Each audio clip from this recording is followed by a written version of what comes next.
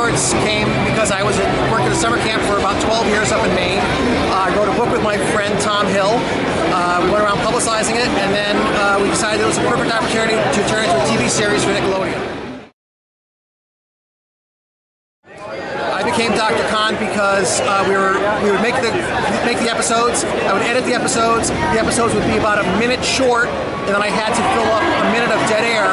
And so I would go into the booth when we were doing the recording, and I would just make up jokes, and I would put them over the spacers that we put in, the stock shots. And so my voice ended up as Dr. Khan.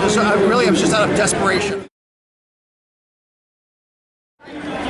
I loved, we dug up a baseball field in Griffith Park, and for the Treasure Sierra Madre, and we had a giant, it was supposed to hit a water pipe, and the water shot up about 100 feet in the air. That was a lot of fun. I happened to love the pie fights. I loved getting wailed on. I loved the physical comedy of the whole thing, and putting it all together and having a lot of fun with the kids. Awesome. I think that it's kids in a kids environment. It's kids making their own rules. I think it's a timeless themes that we have, and especially for Salute Shorts, because everybody went to summer camp, and it's really a magical time in everybody's life.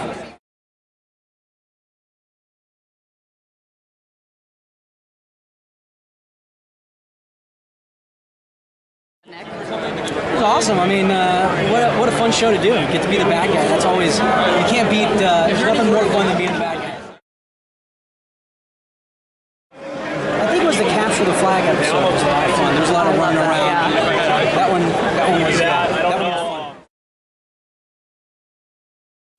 That's a popular one. What's an Awful Waffle is another popular one. And, was that your real hair? I got which I unfortunately got to answer. Yes. Thank you. I started doing that when I was about 10, 11, and never stopped. Never stopped. You know, that was great. They got me tickets to all the Montreal Canadiens. It was filmed in Montreal, and they got me tickets for all the home games while I was in Montreal. So that was great.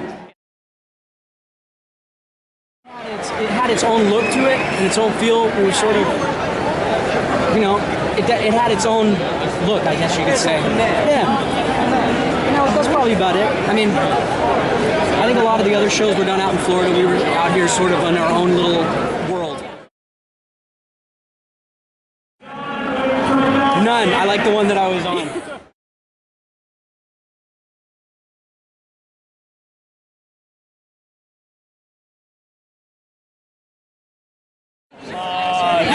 Terrified. My two favorite ones was one that I did with Cooksey, where we were in the infirmary. We were in the infirmary, and we were going in there to get all the ice cream, and we spent the whole time locked up in the infirmary. That was the most that one. And there was another episode where I was running away because Doug Mackey was going to beat me up or something. And those were my two favorite episodes. It's very 90s. I mean, it's very, and like what they're saying, it was a special kind of single camera show that was an innovative thing, and it was very much an early 90s style. We had directors from like Parker Lewis, Cam Lewis, and things like that kind of has that same sort of feel. So yeah, you don't really see that kind of show anymore. It's very, like Kirk was saying in the panel, it's very gloss these days. At that time, it was Clarissa Explains It All, because I kind of had a little bit of a crush, and I never got a chance to meet her. Actually, the director. I directed two films. I did a bad little comedy called Bottoms Up, Jason Mewes and Paris Hilton. Oh wait, and I'm doing a movie called Pono that we're starting to shoot in February this year in Hawaii. Excellent. So yeah, direct and produce a little bit, mainly direct.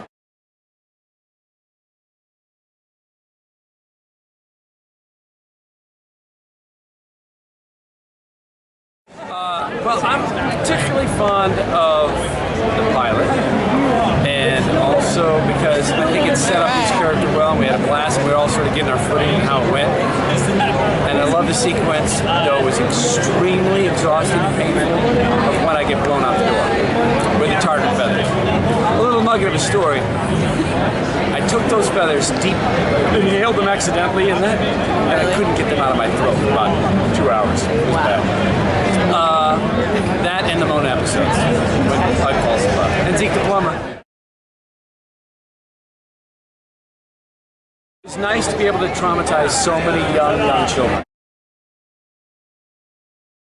And yet, those very nightmares y'all look back upon fondly, so.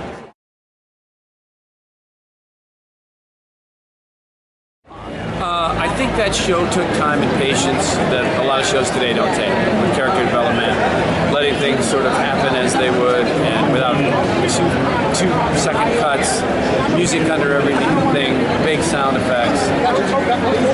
You know, there were iconic characters. There were kids that everybody could relate to, every different type of kids, and then of course you got the buffoonish adults, me, who everybody can beat on. And what kid doesn't like to have an adult they can beat on and trick?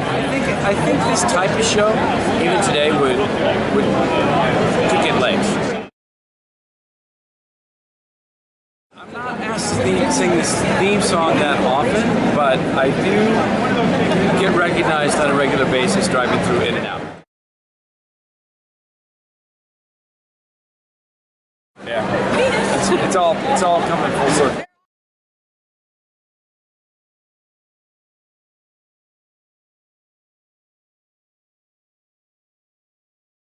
Some of my favorite experiences, wow, there's so many to name. One of the best ones is, again, being around a family atmosphere and having to work with everybody. And listen to Kevin Smith, he's so popular. Honestly, it's just being around, now looking back, they were a family. And experiences, every moment was an experience, so you're not going to get a good answer. Every time I get out, they ask me at least once a day. So yeah, so I hate that fucking theme song. Because I don't want to be 80 years old singing Cam on for $5 in my inbox of Fiverr.com. You know, I don't want to be doing that. Because I mean, literally, it's tough. We love Michael so much. You guys have seen her? Yeah. Yes. This is Telly Radford. Yeah. People don't know this. In the episode, I hooked up with Gina, and she fell in love with me. But behind the scenes, this girl was jealous. Jealous. She wanted Donkeylips' body, baby.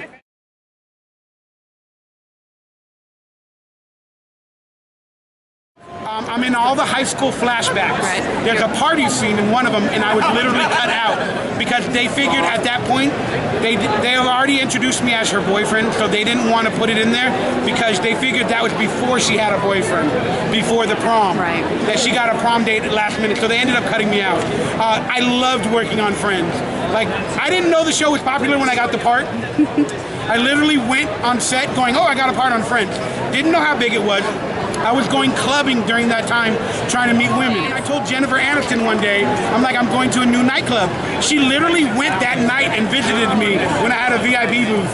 So me and Jennifer Aniston had a little nightclub booth at some club, I forgot. And then it was Halloween when we filmed it. I brought costumes to the set. I had to wear a wig. If you watch the episode, it's a wig, because I was bald. I just finished a movie where I was bald called Soldier Boys, never got released. And then one of the best things, and nobody knows this, okay, we filmed the prom scene. Well, at the end of the video, they show her parents having sex in the bed, and you hear the voiceover. That was actually me and Courtney basically losing her virginity that night to me, and we did voiceovers as us losing her virginity, but they thought they couldn't use it and it wasn't right, so they didn't use it. And another tidbit, when Ross's character gets a pep talk from his father to take Jennifer Aniston's character on a date, Rachel, they have a pep talk upstairs, then he walks downstairs, there's a big marijuana flower pitcher on the top of the stairs. And the scene where they have a pep talk was actually extended, and they were smoking a joint. And he's like, come on, man. Elliot Gould was like, come on, you gotta take her, man. You know, they shared an experience together. It was done for the cast and the crew only, and it ended up being on a gag reel that was never seen. My life is so blessed as an actor to get so many roles that are going to be recognized and remembered by friends, fans, whatever. It's such an internal blessing. I may never be famous or rich or whatever, but the point is I kind of made people laugh and touched a lot of people's lives. So at the end of the day, God, I am like the luckiest man on the face of the earth. Like, I don't care. There's no disrespect here, and I don't feel like a has-been. I don't, not at all. So now, because acting is tough to get work, it's a big business, and jobs are scarce, I started producing and directing and basically trying to make my own work in order to continue this career, because this is all I know. Entertaining and trying to make good stuff is all I know. So I have my website, heybauer.com, and then I also just completed a web series that was picked up by Happy Madison called Focus, the web series. Okay. So focusthewebseries.com. I produced it, directed it, starred in it, and we got some good cast members and some funny stories. And other than that, just keep looking out for me. I'm going to be whoring myself out everywhere. So find me, take a picture. I will be a whore in every comic book convention that I can make. I believe what tribute to the success is, first off, it's a great story, and it's classic, and it's simple. Like, you know, Avatar, they just throw simple love stories at you. We threw simple kid camp stories at everybody that makes us relive childhood. And the chemistry, we're all characters, you know. We got the fat kid, the nerd, the this, the that. We all just blended, and we were all kids. We literally were pretty much kids at that point. So coming together, it just made an amazing adventure. And the 90s television is so much better because it wasn't all glitz and glamour and special effects. So that's what made it all happen, it's just the chemistry. Me and the cast have not kept in touch with every single person as much, and today was an event where we all got together and we just relived our friendships and our memories. And so that's why, to me, the reunion 2012 Comikaze for Salute Your Shorts was just amazing. As you've probably seen on the videos or whatever, everybody is here and the family was brought together. So hopefully we can make a movie. You guys want to go to Indiegogo.com, support it.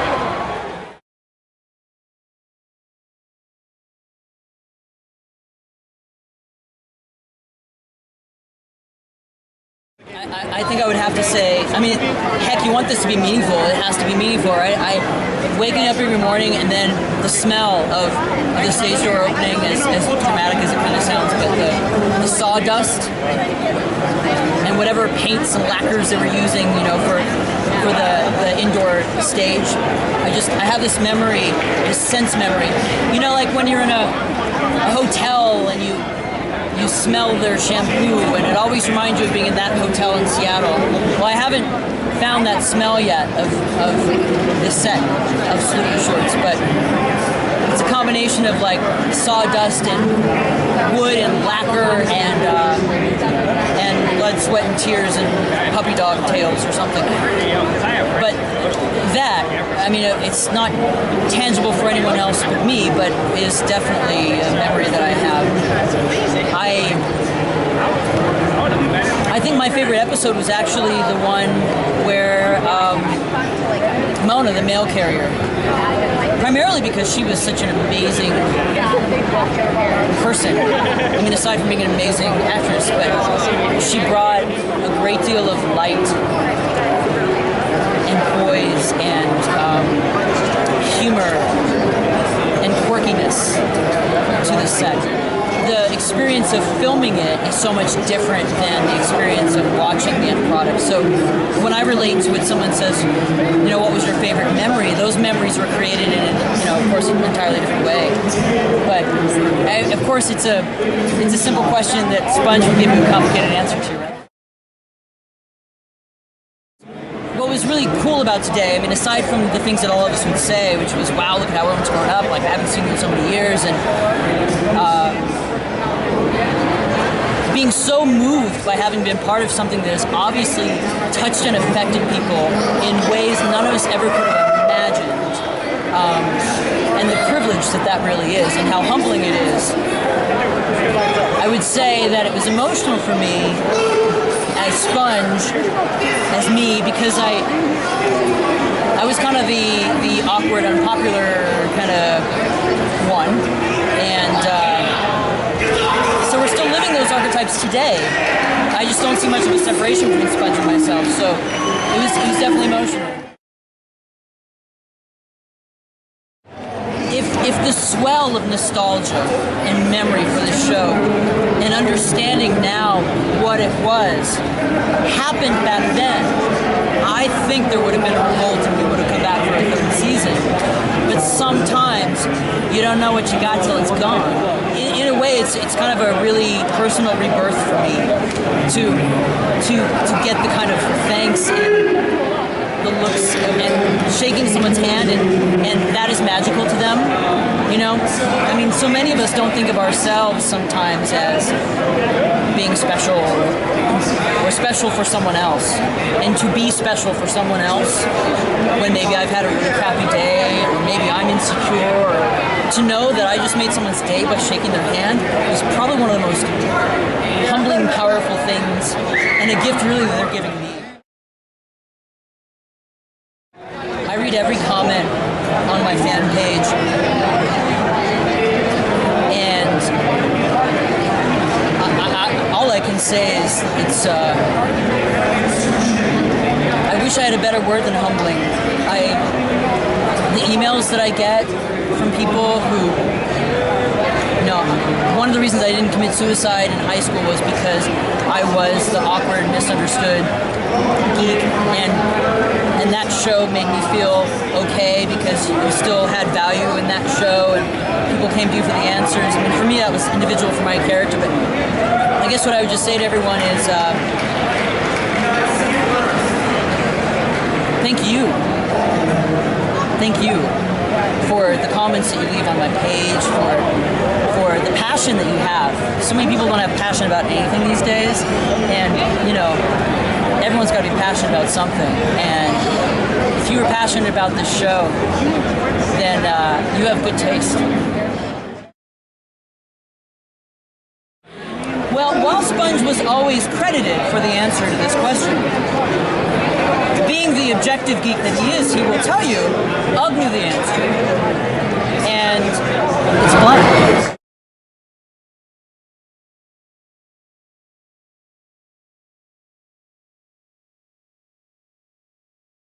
Being with the girls, which was awesome. Behind the scenes, like just being in the dressing rooms, being in school together, like, that was a lot of fun. Being on location, I can't really say like a specific time because it was all very, very cool and exciting. Anytime we got to be on location or had a night shoot, that was super fun. It was just like a slumber party, but the whole cast and crew was there. I don't know, we just had a blast all the time. So it's really tough for me to pick a thing in particular. But anytime I got to play sports, it was a lot of fun. So anything like that with physical activity or like being tied to someone or having a pie fight or something, food fights, those are the funnest times, I'd say. Favorite episode? I have no graphic. Not really. I like them all. Zeke the Plumber stands out a lot. Well, you had to wear a dress for that. So that was like, that was very hard for Telly. I can wear a dress, but Telly couldn't. No, they were all great. It was at a time, it's an innocent show. It was at a great time period when you could still watch a television show and it not be about other things. This is about kids. It was about kids in the woods, and you take away like everything else, and we didn't have parents there, and we could have as much fun as we could, and I don't know, it was just a good bunch of kids too, we all played our characters very well.